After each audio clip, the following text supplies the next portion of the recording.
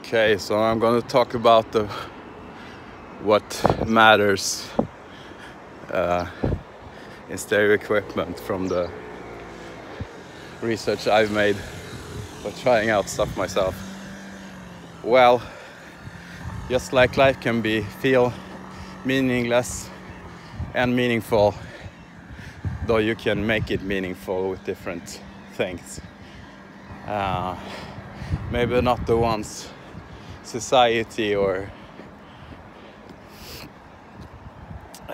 the work world or anything else tells you though, but here are some things I think is important. It's important to have a good master of the recording you're playing. It's also important to have good equipment. So if you have a not so fabulous needle on your vinyl player, for instance, your vinyl won't sound its best. And even though it can sound great, the player doesn't make the vinyl sound great. So it's that's one example. And if you have a recording that's remastered, you can think the remaster sounds better and the original master sounds better. It's a matter of taste as well. So if you have a remastered recording of a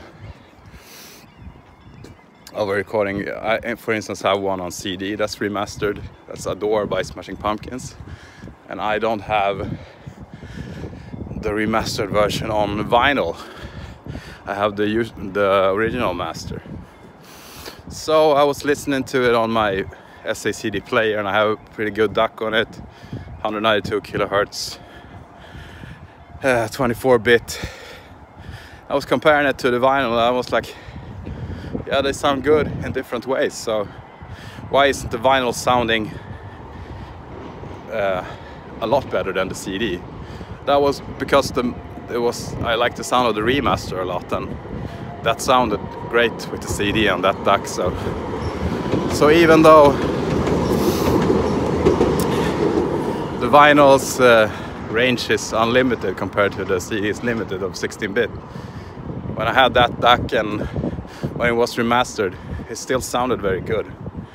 And of course I have good KEF Q15 speakers to add to that are very clear and precise. And all those things add up to a good experience, right? So it's just a little tip there that you gotta realize that every component matters, and that your system needs a clear signal all the way through to sound great. And it will be colored by the lesser good components. So if you, for instance, have a really good amp, you should also have a good DAC or a good preamp, or just a good vinyl player with a good phono preamp. I actually tried and ordered a little cheaper preamp just to get XLR outputs while I'm saving up to get a good Hegel or Macintosh one. And I realized that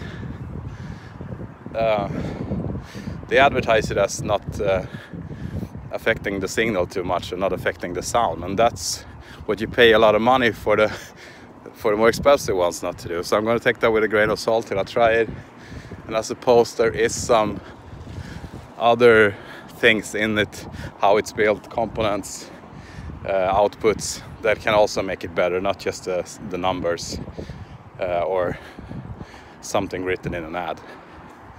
So you gotta be a little critical, have some constructive thinking, and yeah,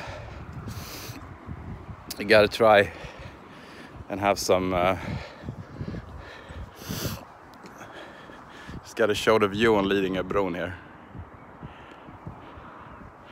Yeah, that's some advice, so see you later.